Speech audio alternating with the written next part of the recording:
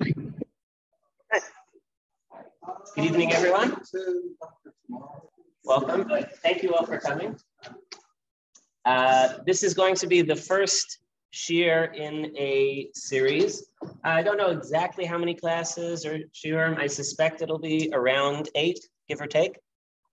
Each one is independent, so if you miss one or if you know someone that wants to come for the next time, they're really all independent, so no need to worry. Also, I will do my best, so even if you don't have so much of a background in this area, we'll definitely be okay. The title of the series was From People to Nation. We'll see that's based on a quotation, if we get to it at the end of the shiur, from the Rav, from Rav Soloveitchik in Poldovito Faith, where he describes the transformation that the Jewish people went through from the time of the Avos, from the time of the forefathers to the time when they became a full-fledged nation of Jewish people, when they left Mitzrayim and went to the land of Israel. And that's what I want to study with you over these next few weeks, which is to analyze how Judaism and how the Jewish people evolved during that time period. And what that means is, we're the Avos Jewish. We're Avram, Yitzchak, Yaakov, Sarah, Rivka, Rachel, Leah. We're the Shvatim. Were they Jewish? If they were, when did they become Jewish? And if they weren't, which many people believe, as we'll see, they were not, then what did they contribute to the Jewish people that we carry with us to this very day? Meaning, clearly, we put them on a pedestal. The first bracha in Shmona Esrei is to the Avos. And as we'll see, there are many times we invoke them. So clearly, they're very important. So over the course of these next few weeks, we'll kind of analyze what they contributed to the Jewish people. This week, we won't actually be talking much about the Avos or the Imahos. This is an introduction about defining what the Jewish nation is. What does it mean to be part of the Jewish people, and why the Jewish people is a nation? Right? There's a whole discussion amongst historians and sociologists whether Judaism is a religion or an ethnicity. It seems to be a hybrid. And what this shiur will focus on is, how do we define what Judaism is?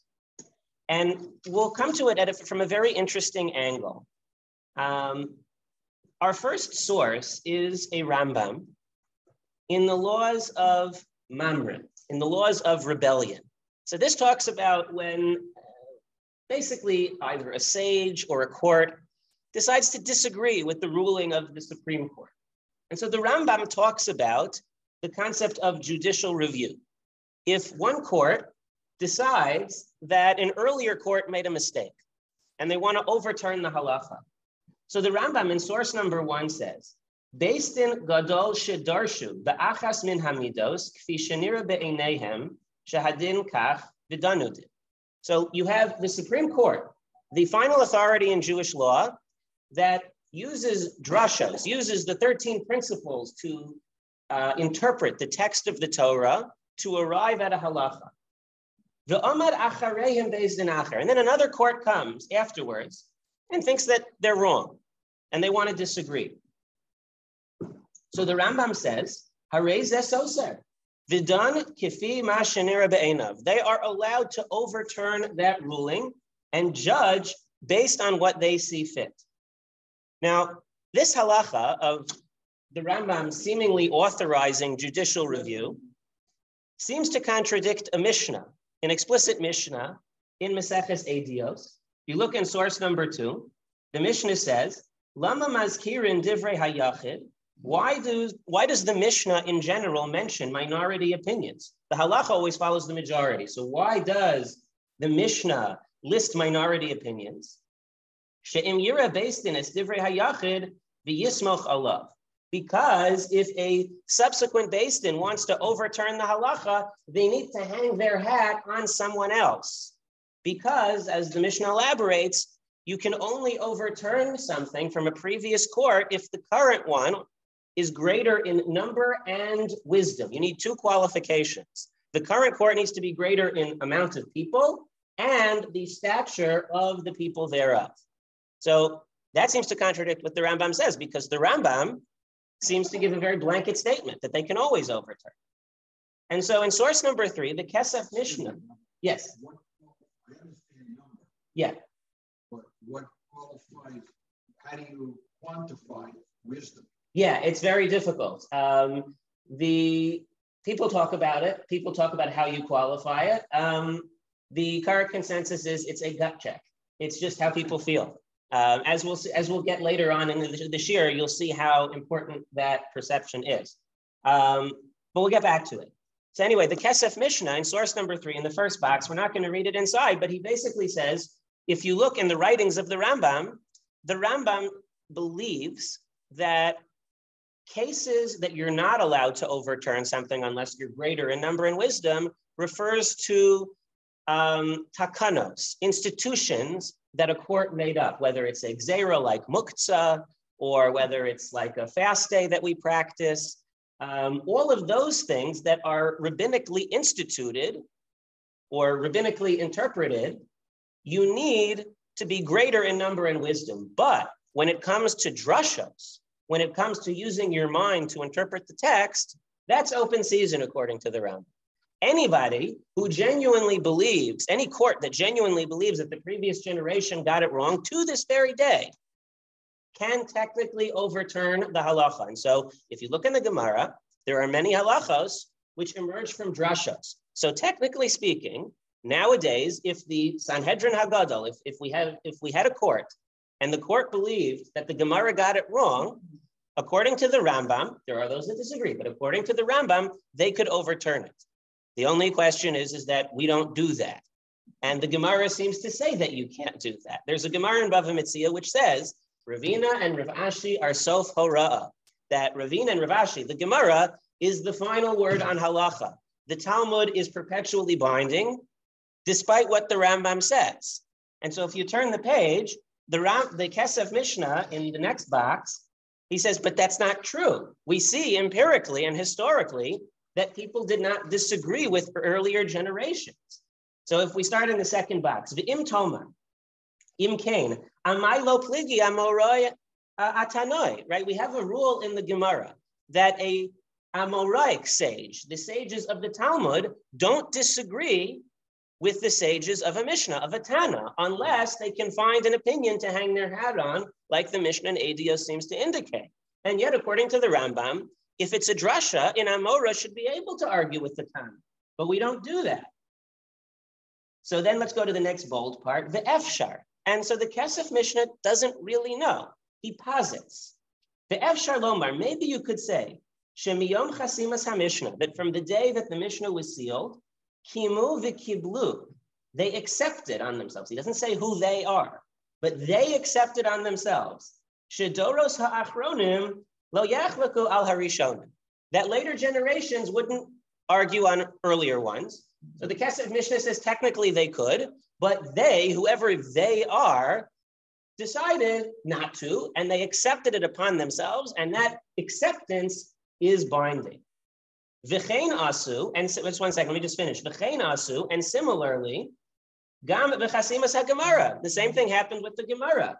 Shemiyom she'nechtama, that the day that the Gemara was sealed, lo nitan rishus l'shum adam lachlok aleh. So the people in that generation, whoever they are, decided that no one's going to argue on the Gemara who comes afterwards. Yes, Tom.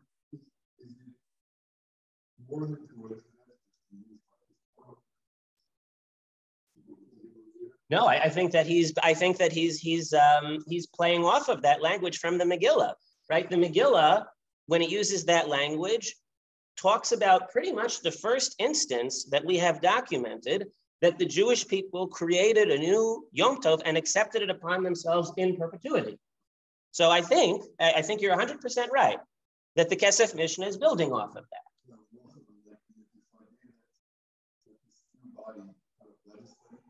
Uh-huh.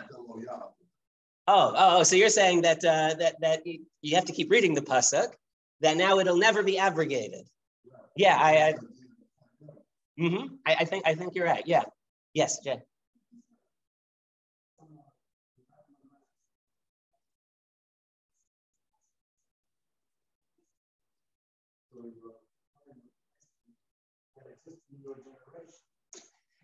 Yeah, so if you go back, I didn't read this inside. I'm sorry?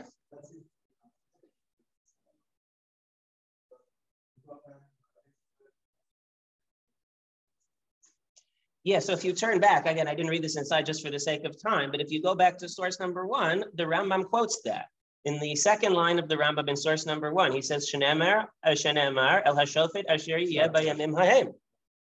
So that's how the Rambam understands it. The people that disagree with the Rambam would say, no, that's just referring to a new idea in halacha. Even if you think this guy doesn't know anything, you still have to listen. But yeah, the Rambam quotes that. Anyway, so the Kesef Mishnah says, why don't we argue on the Gemara? Why don't we argue on the Mishnah? Why don't later generations argue on earlier ones? Because we accepted on ourselves that. Now, who we or they are is a little unclear. As we'll see, there are different suggestions, but it's also the language of the Kesef Mishnah is tentative. He says Efshar. And the reason being is because we have no historical or literary evidence that this took place. And there was kind of a break. It's very interesting when this question surfaced. So the Kesef Mishnah is the first one to grapple with it explicitly. Then there was a break for a few hundred years. The next person to really grapple with this in earnest, it was in source number 4, was Rabbi Chanan Wasserman. Rabbi Chanan Wasserman was the Rosh Yeshiva of Baranovich, was a town in Lithuania, and he had a yeshiva. Interestingly enough, he's one of the few instances where the Rosh Yeshiva gave the lower track shear, because he felt that he had the kochos, he had the talents to develop even the weaker students, and so he gave the higher shear to someone else. He was murdered by Lithuanian Nazi sympathizers in Kovno, in Lithuania, and he was unique. Lithuanian Rosh Yeshiva were typically open-minded, very hashkafically open-minded compared to their Hungarian or even Polish counterparts. Rav Chanan Wasserman was on the more extreme side. If you read his hashkafic works, his halachic works are the bread and butter of young yeshiva students in terms of learning very rudimentary lamdus and the way of Talmudic thinking. But he was a very vicious opponent of the Reform and Enlightenment movements. And I think that somewhat influenced his, the impetus for writing this little book called Kuntras Divrei Sofrim, which essentially analyzes this issue, which is namely, why do we have to listen to previous generations? And so in the second chapter of this little pamphlet, he questions the Kesef Mishnah's premise. He says, V'tzarech iyon, we have to think about this, lahavin Kabbalah zu, right? The Kesef Mishnah said there was this Kabbalah, there was this mysterious acceptance. He says, we have to understand what that is. Ma tiva, what's its essence? Uma kocha yafa, and what is its such strength, its power? Shelo yiyeh efshar lachlok gamal ha-Kabbalah.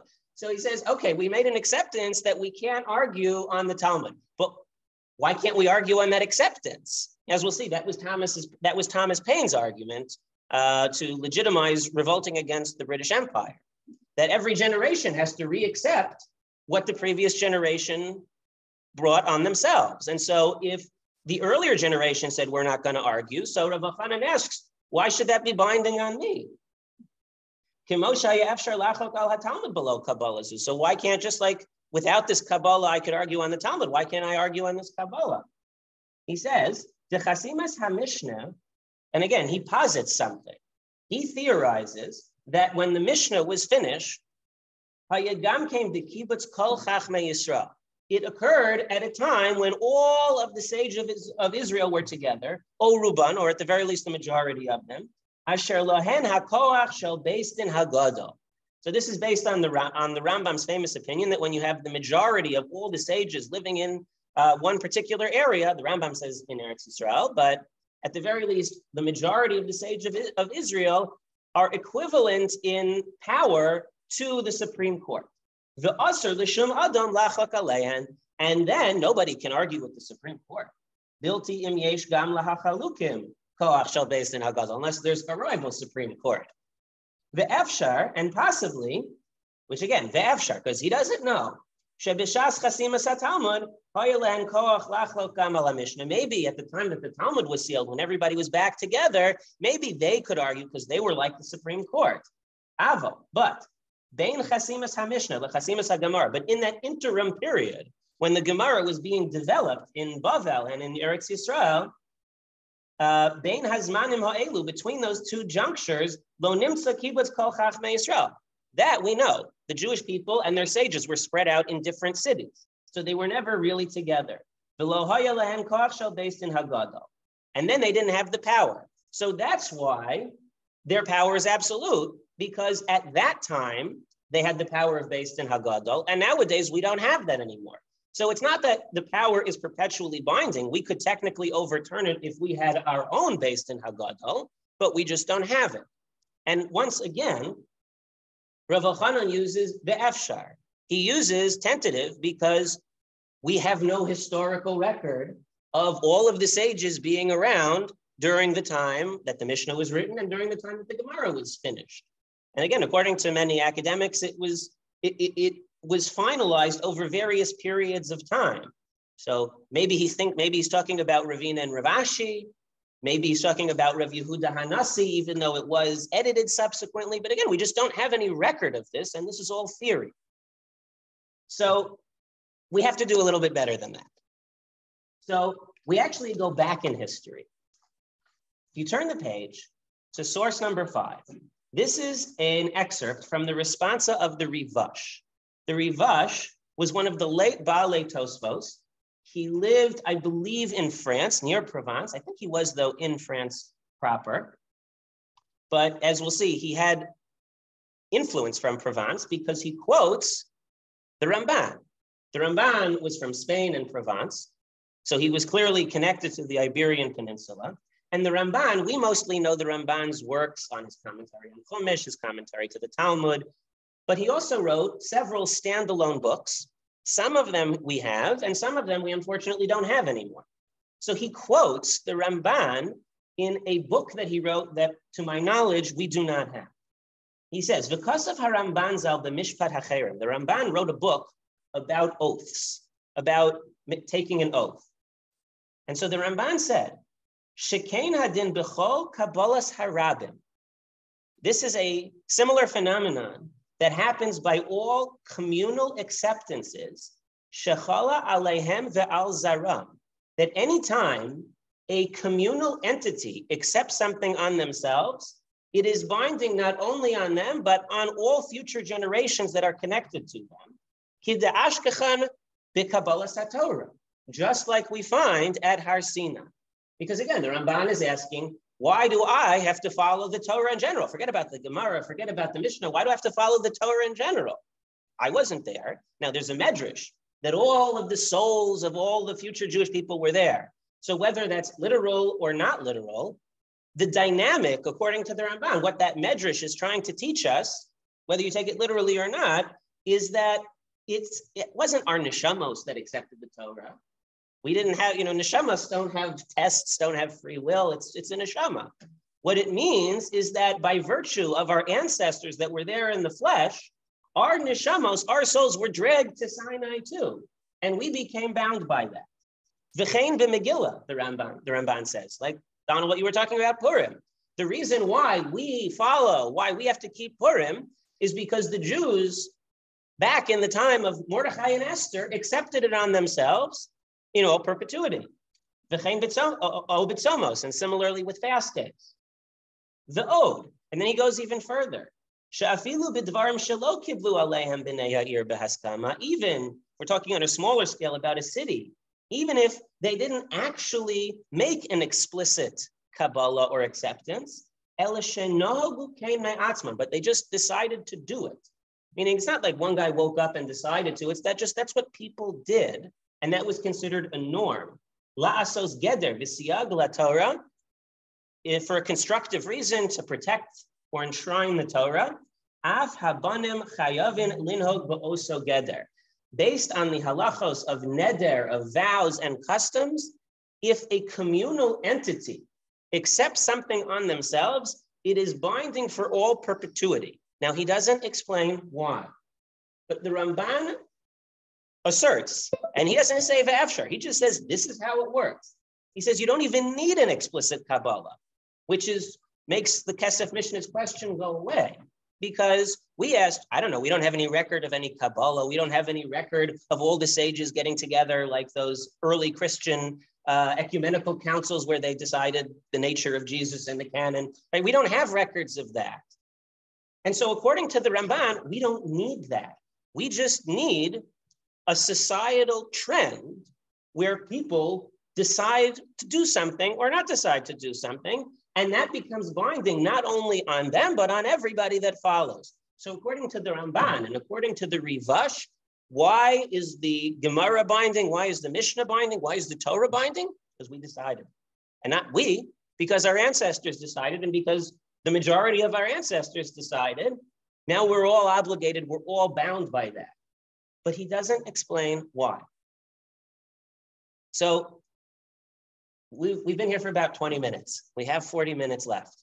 What I want to do now is to go through a piece which begins to explain why and use that as a lens to understand what it means to be part of the Jewish people.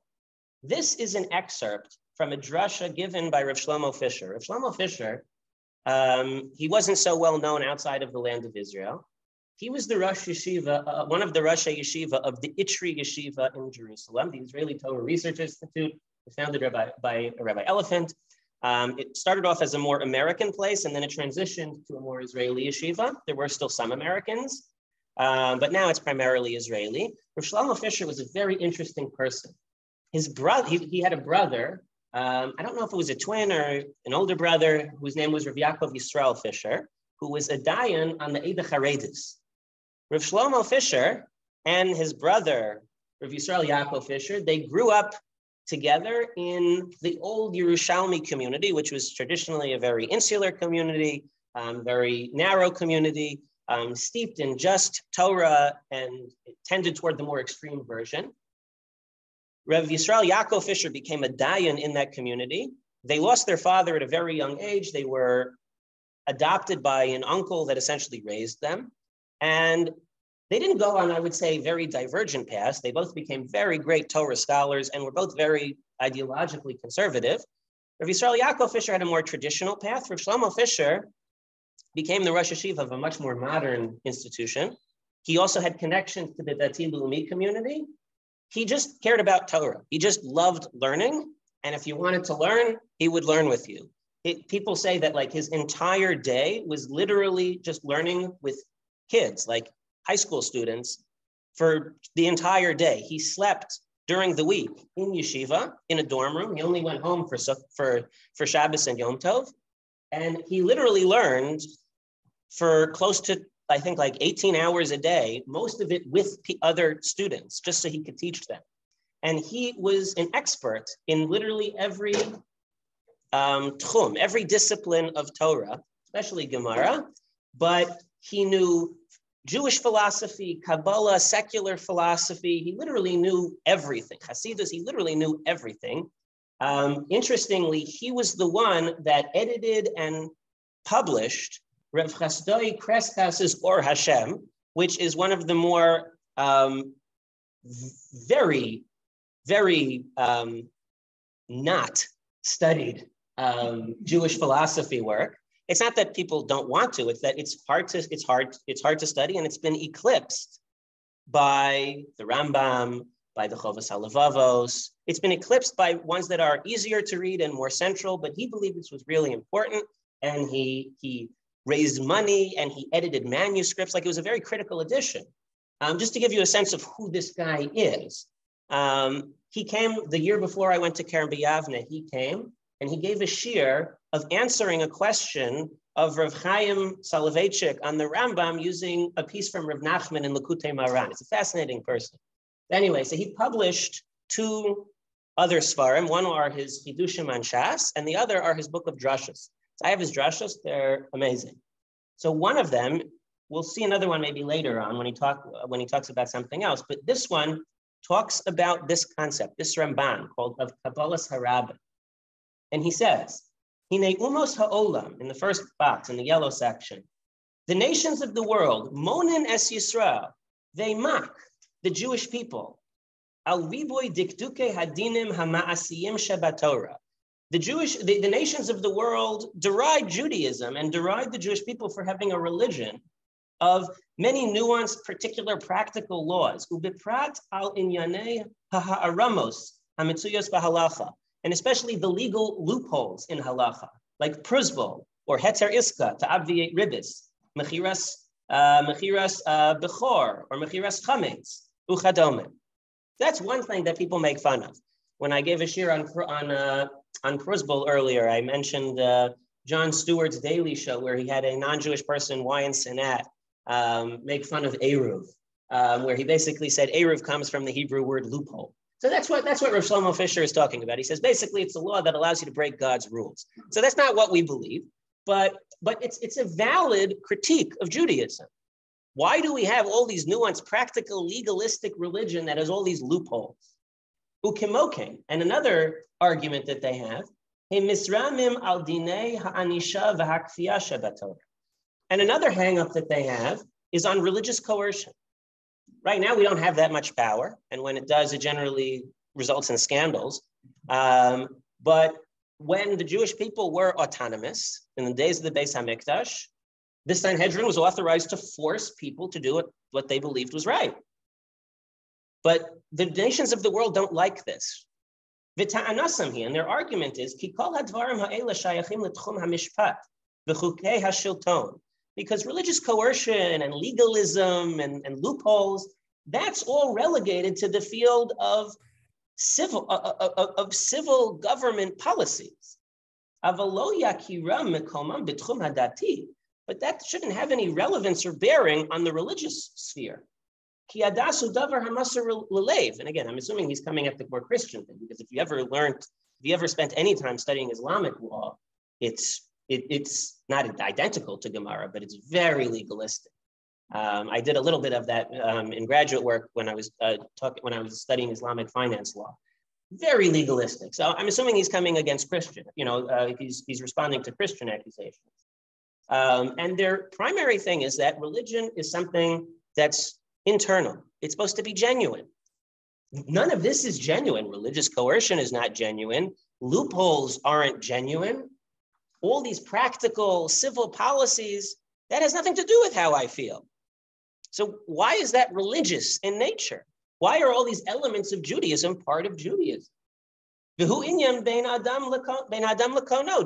Religion is between a person and God. What place do all these tricks have? Because who are you kidding? Who are you pretending? Who are you faking? Then he lists one more hang. Ukimoken. Why do we have religious coercion? Who cares? So granted, I'm just skipping for the sake of time. He says, granted, society should be empowered to force people to follow civil regulations, right? He's not an anarchist. Rav Shlomo Fisher says it makes sense why a civil society should be empowered to force people to do something, because I don't care what the guy thinks. If it's not safe to drive a car that hasn't been inspected because you're a danger not only to yourself but to everybody else, so I don't care what the guy actually thinks or what the guy feels about that law, or if he genuinely subscribes to that care for society, because that doesn't matter. I care about the result. Civil society is results oriented, but religion, the nations of the world say, is about what's inside. And if it's about what's inside, so who cares about whether we force somebody to do it? We should care about what you feel. So let's turn the page. We'll go to the green box. Hatshuva lazeh pshuta ma'od. The response to this is very clear. Torah Yisrael yesh la ofi shel mishpat. That the Torah of the Jewish people has a character of mishpat, of judiciousness. Yisod lazehu inyan habrisas shabatorah, the foundation of which are the covenants that are replete in the Torah, right? God made a number of covenants with the Jewish people, starting with Abraham, but many times with the Jewish people in the desert. Yehoshua re-invoked them. So covenants play an important role in Judaism. And many of the Rishonim, many of the commentators ask, who cares? Why do I need a covenant? Why does God need to make a covenant that we should follow the mitzvahs? Without that, it wouldn't be binding on us? Like, who cares? If God didn't give us a covenant, we wouldn't be obligated to listen to him? And either way, if you say you're right, without a covenant, you wouldn't be obligated to. So then what good is this covenant? Because why should I need to listen to this covenant? Why can't I just not follow the covenant? If I don't have to follow God anyway, then why should I even have to follow his covenant? So what's the point of this? It's all just a legal fiction. And the answer is yes. That's what God wanted. To give the Torah a character of judgment. Umishpat kayadua mitbases al brit hainu kabbalat hatzibur. And so he said that the foundation of a covenant is based on, like what the Ramban says, of a kabbalah sarabim, of a communal acceptance. And he elaborates something we spoke about on Rosh Hashanah, about the bindingness of the law of the king and of the law of the land, of Dina de Malchus Adina. Why do I have to follow the government? Because I accepted it on myself when I moved in. There's a tacit compliance. There's a tacit understanding that I accept on myself to follow what the government says. And so just like we have that by secular law, Shlomo Fisher says God wanted to create a religion that was based on something similar, a similar dynamic, where people would accept on themselves a holistic system that had technicalities, that had loopholes, that has coercion. Why? Because those are all the hallmarks of a society, not just a religion between a person and God. Those are what characterize a cohesive, unified civilization. And that's what Judaism is. But if we go down to the bold part, the second bold part, he says, but that in itself needs to be explained. Why did God want that? Okay, so now we established that God wanted to give the Torah a character of mishpat, of a cohesive society. But why did God do that? And then he says, the reason is because that's how God envisioned Judaism. Hatam yuvan behektem. It can be understood by introducing Ikar Gadol b'Torah, a very fundamental concept. She'im ki mishum ma harambam lo manu ben yud gimel ha'ikrim shebepirish ha'mishnayos. Even though the Rambam doesn't count this as one of the 13 principles of faith in his commentary, the Mishnah, hanu be'emes ikar ha'ikarim be'emunat Yisrael. It is the foundation of Jewish religion. V'yesod asau b'hararei kodesh. And this idea is rooted in the very foundations of our literature. And it is explicit in Tanakh. And everywhere across rabbinic literature and in Tfilos and in Brachos that the Anshe Knesset Agdola legislated, that what? Ki bachar, if you go to the bold part, ki HaKadosh Baruch Hu bachar banu liot lo la'am segula. God wanted a nation. As we say, Va'atem tiyu mamleches kohanim v'goy kadosh. God didn't say I want an amalgamation of people. God wanted to create a religion of a nation. Im kain, in the final paragraph, HaTorah Kedosha el Torat HaKlal, but it is the religion of a community. Tahainu Klal ha'umah ha'Yisraelit, the nation, Jewish nation, v'hu be'emet inyan nifla. And it's something that's wondrous if you think about it. Again, we take it for granted because of how the Abrahamic religion all developed out of Judaism, how Christianity and Islam came out of that. But it's something that we take for granted is actually quite special. She'umah shlema, anashim nashim v'taf, chachamim v'sichli uskalim, kulam hem goy kadosh. That everybody, irrespective of your station, of your acumen, of your background, of your religious standing, every single person, v'chol echad ve'echad miYisrael hu eiver b'shir koma Knesset Israel. Okay, that's a Kabbalistic reference. But basically what he's saying is that every single person is a full-fledged member of the Jewish community and is an integral part of the Jewish community, which essentially correspond to God's divine presence, the Shekhinah. V'zehu atam shekol Yisrael arevim zeh lazeh. And that's why God introduced this concept of kol Yisrael arevim zeh lazeh, that every single Jew is responsible to ensure the religious conformity, I guess for lack of a better term, to make sure that every single other Jewish person can and should follow Judaism to the best of their ability. Yes?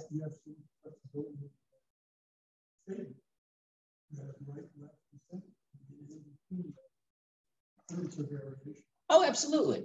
Again, this is not meant to be, he's not saying that there's literally only one path.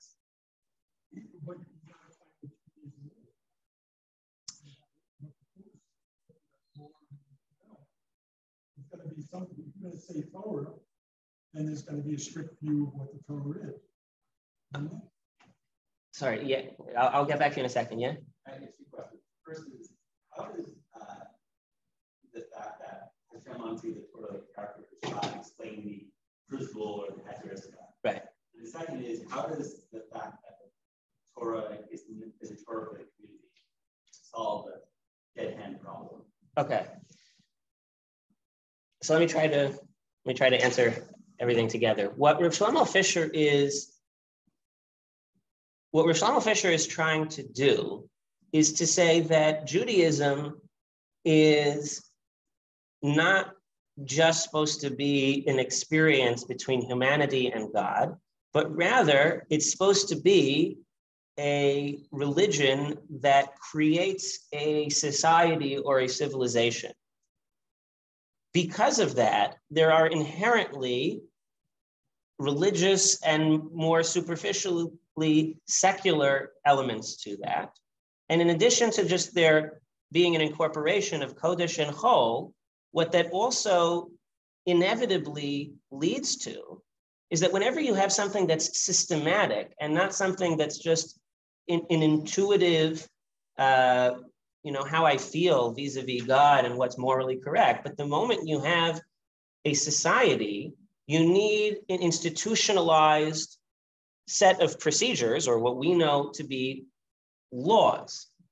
When you have laws, definitionally, you have exceptions to rules because of some overbearing moralistic principle that we need to address, thus the loopholes. What he's not talking about, Marty, is the conformity or uniformity of or homogeneity of religious practice, because I don't think that's the focus of what he's talking about here, because to him that's almost not as important. Meaning, yes, when you have a society, you'll have different paths in serving God, and you'll have different approaches to how to dispense justice. You'll have different perspectives. That's all part of living in a society. Now, yes, it is true that when we have a Sanhedrin, there will be a certain forced conformity, at least. The Sanhedrin Hagadol is the final word on Jewish law. But again, just like you have in a secular court, you have different judicial philosophies. And not only from a judicial standpoint, but from a more grassroots standpoint, people do different things in a society. People feel different ways. What Rav Shlomo Fisher is trying to do is to say that not putting your concern to the side, but saying that Judaism is something more than just religious practices, whether it be similar or diverse.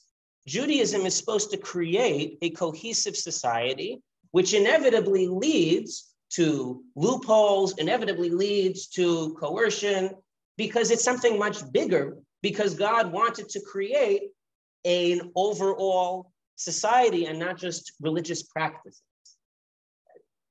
You don't look completely satisfied. No. Okay. Is it okay if I move on a little bit? Absolutely. Okay. If there's time, we can go back. But I think that's the best. And again, you can disagree with this. But this is... Yes, so we haven't, that's the one part that he doesn't answer explicitly. He does quote the Ramban, so he's clearly thinking along the lines of the Ramban and he's invoking it, so he doesn't say it explicitly.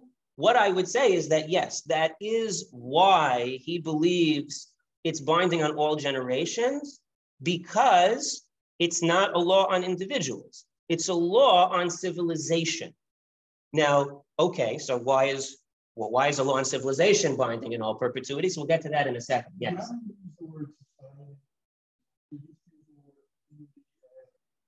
Jewish being Jews living a life of practicality, trying to make a living, right? Living their lives.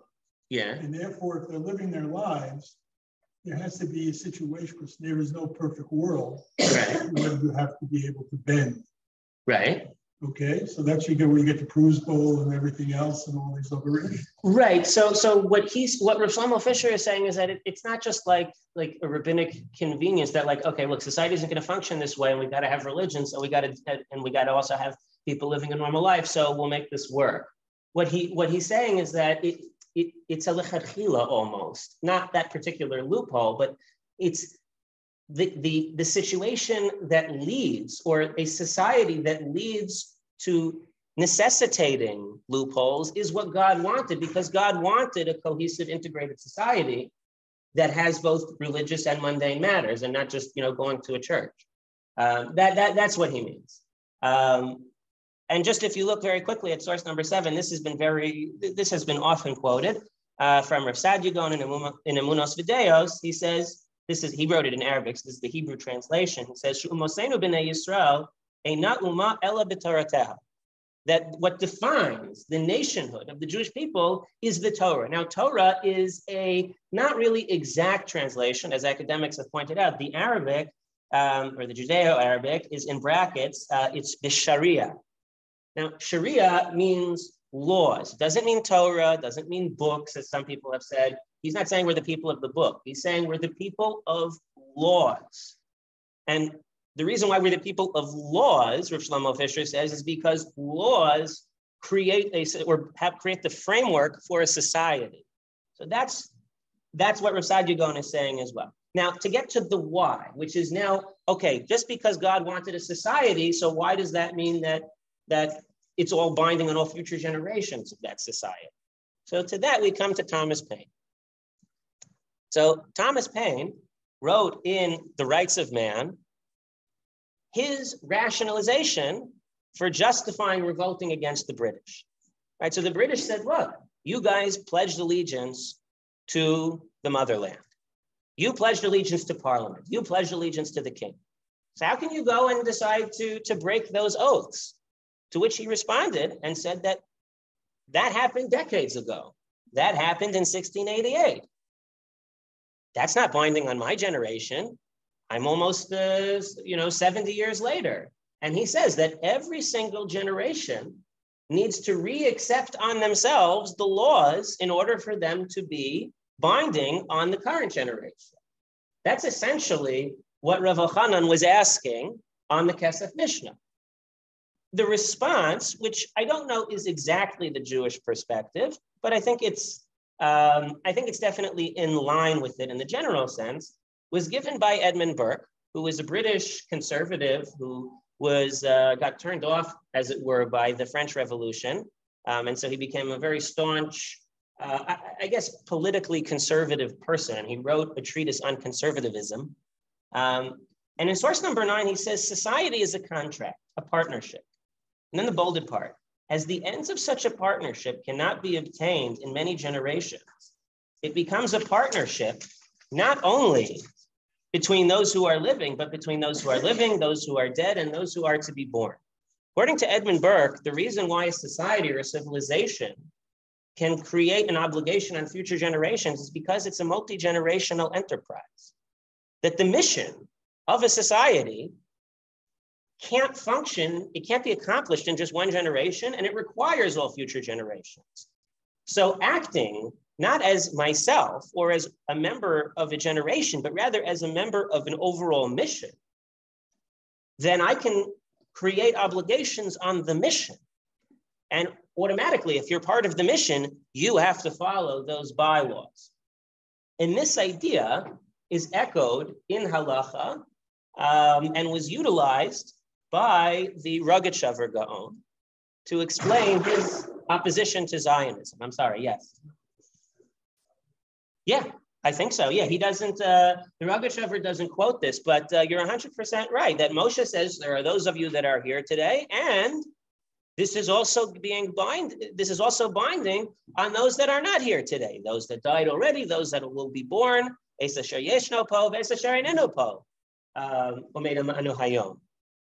that's what Rav Shlomo Fisher said, that it's explicit in Tanakh that way, that in enterprise is multi-generational.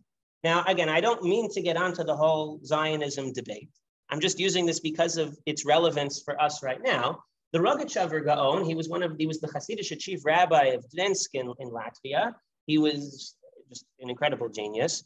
The reason why, if you can see his picture, he looks like a from Albert Einstein. He had really long hair. He looks like Albert Einstein with the beard if you see other pictures. The reason why he had long hair, some people say, is because he wanted it to serve as a yarmulke in case his yarmulke fell off, so he could still think and learning at every second of the day. And his responsa were very terse. Because his mind operated at like 1,000,000 miles an hour, he wouldn't really write full sentences. He would write very short sources and very, very terse lines on postcards and then mail it back to people. And he kept records for himself. He had one daughter who lived in Israel, or at that time, Palestine Mandate. And when her father died, she went back to Dvinsk to save all the copies and to preserve them. And she converted them to microfiche. Then the Nazis took over. And so she needed to get them out. So she sent them to a cousin that was living in the Bronx. She sent the microfiche, and it got there. She died. She was killed in the Holocaust. She literally gave up her life to save her father's work. Her husband remained in Palestine. He was still alive. She literally went back to Europe to save it, and she was successful. It was subsequently turned from microfiche to full svarim. And so the Tzafnas Paneach, that's the name of the responsa, are basically just a collection of postcards that were smuggled out of Nazi Germany on microfiche. That's the original versions. But because it was such a crazy process to restore it, because you have to take all the microfiche, and again, this was in the 30s, so it wasn't really good quality. So you had to spend hours restoring it. And then because he wrote in such terse language, he then had to figure out what he was saying. So it took a very long time to put it together. So you have the older version, and then you have newer stuff that was published much more recently called the Tzafnas Paneach HaChadash. So we're going to look at two very short responsa in sources 10 and 11. The first one is from this newer collection. And this is a letter to Rav Yitzchak Sternhell. Rav Yitzchak Sternhell is, in the picture below, there's a bunch of American-looking people, and then one Hasidic-looking guy. He's the Hasidic-looking guy. He was a Munkacher Chassid. At the time that he wrote his postcard to the Rogatchover, he was a 20-year-old rabbinical student in Munkach. He was already known as a great Talmudic scholar and as a writer and editor. He was responsible for editing the Munkacher Torah journal that was circulated throughout Europe. Munkach was known to be a very anti-Zionist Hasidic group. And so he wanted to solicit the Rogatchover's opinion on Zionism. And so he sent a letter to the Rogatchover. And the Rogatchover responded, Kibalti michtavecha ha'aruch. I got your really long letter. And again, for somebody whose mind works at 1,000,000 miles an hour and who wrote 2-line responsa that are just sources on postcards, you could kind of sense his agitation. Like, I really didn't want to go through all of this, but I got your really long letter. Bishar ma sheshal b'geder yishuv Eretz Yisrael zerak beprat lo la'asos chabura lazeh. He says, I don't mind settling Israel as individuals, but I don't want there to be a Jewish state. I'm opposed to coming as an organized entity. That was his position. He had no problem with people making aliyah. He did not want an organized movement, though. So here he's very explicit. In the next one, this is to a very different person. This is to Rabbi Yechiel Meir Blumenfeld, who was the Rosh Yeshiva of the Tach Kimoni school, which was the Mizrahi school in Warsaw. The Rav's father, Rav Moshe Soloveitchik, was the Rosh Yeshiva. This is after Rav Moshe Soloveitchik moved to America, so I assume he took over. So he's clearly a Mizrahi. He's in favor of Zionism. And he was also, unlike Rav Sternhell, who was this young whippersnapper, 20-year-old yeshiva student, Rav Blumenfeld was an established rabbinic figure and a major leader. So the tone is very different with how he responds to Rav Blumenfeld. He's much more guarded. He still says his opinion, but he's much more guarded and much more mechubadim. He says Hashvuos, the 3 oaths in the Gemara and Ksubas that the people in Daf Yomi just did recently that the Satmars and the Munkachers believe prevent us from settling the land of Israel in an organized fashion. They apply and are binding on the community. And then he brings a proof. We go to after the dots, he says, Va'af the Mechilta Amar, the Gabe Yosef Hishbia. Yosef, now he just quotes Midrashim and he just assumes that you know them. So I'll give you the background. When in Parshas Bishalach, Moshe takes out Yosef's bones, it says, Ki hashbeya hishbiya. Yosef, if we translate it literally, caused his children to swear, take my bones out. So the Medrash asks, why did it say double language? He caused them to swear. And why does it use the Lashon Hifil? Why does it use the causative construct? He caused them to swear. It sounds like he didn't make them swear. He made them make other people swear. And so the Medrash says that's exactly what he did. He made his children swear that they would make their children swear, and every generation further to swear to take out his bones. So the Rogatchover asks, I don't understand. If he made this oath, so why can't it just be that one oath works for all future generations, just like the 3 oaths do for Israel? Why does he need to make them make an oath on their children? Why does everybody need to keep taking oaths? Now, again, you could say, well, because they're individuals, but apparently this was talking about an entire Shevet. This was talking about all of Menashe and Ephraim, all of Yosef's descendants. And a Shevet is a community. So the Rogatchover asked, why does the Medrash need to say that he had to do this whole rigmarole of multi-generational oaths? And he says, Zeh rak, in the bolded part, Kodem shenichnesu Yisrael l'geder tzibur v'kahal. At that point in Jewish history, while the Jews were still in Egypt, they were not yet a nation. They were not yet a community.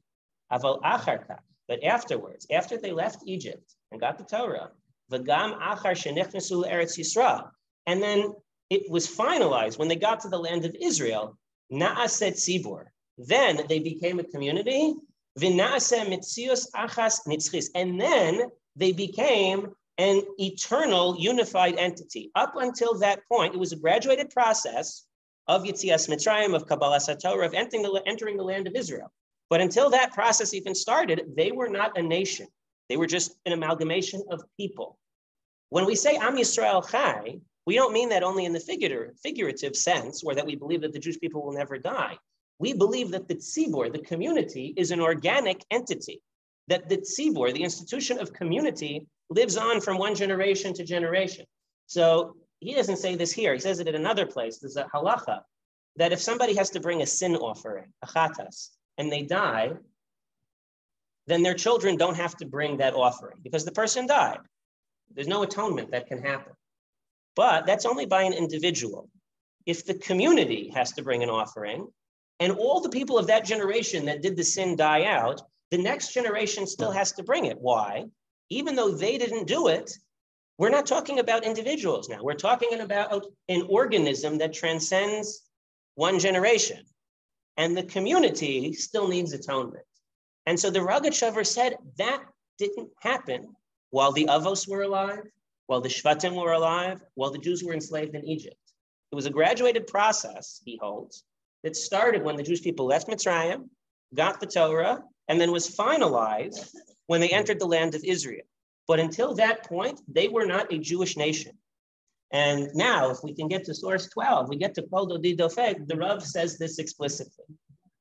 He says, the essence of Jewish fellowship on the level of the covenant of Sinai is a byproduct of the father-son relationship between the members of the nation and God. At Sinai, God elevated the covenant of fate, or essentially being, at the mercy of the vicissitudes of life and society, to a covenant of destiny, which again it's a very particular language, but essentially the Rav held that destiny means being able to imitate God by being in control of shaping your own events and the shape of the future of a nation.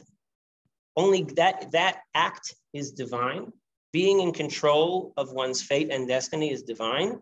And we are charged to imitate God by doing Torah and mitzvos to perpetuate that vision of being in charge of what we're supposed to do.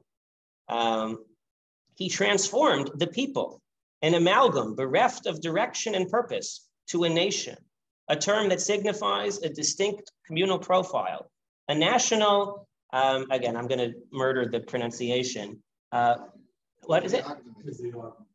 Physiognomy? Okay. Which I don't know if it's a politically correct term nowadays, but the connotation is certain ethnic, biological characteristics that define a group of people. And so what the Rav meant is that when we got the Torah, our very DNA was transformed so that we weren't just a group of people. We became a nation with characteristics, which hopefully we'll focus on what those characteristics are. But we became a nation with qualities and destiny that is eternal because the nation lives on. And that was through, according to the Rav, through Kabbalas HaTorah. And so I'll close. We have 2 minutes left. I'll close with the practice that we do every single Shabbos, which is have 7 aliyos. And the 7 aliyos, l'chadchila, in old shtetls of Europe, they had one aliyah given to every single strata of Jewish society. A Kohen, a Levi, a Yisrael, a Talmud Chacham, a lay leader, an individual. If you look in the Shulchan Aruch, it says the practice to literally give to every segment of Jewish communal life. And the reason being is to show that because Kriyas HaTorah is a reenactment of Kabbalas HaTorah, and Kabbalas HaTorah is when we became a nation through the Torah. So whenever on Shabbos we get together and read the Torah, we want to bring all the different groups of the Jewish community together to be integrated in that process. And something that we unfortunately don't do nowadays, Hakel. Every 7 years, we were supposed to have done it at the conclusion of Shemitah and the Beis HaMikdash. The king made 7 brachos, and each bracha was on a different segment of Jewish society, because once again, he was establishing the covenant that made us a nation.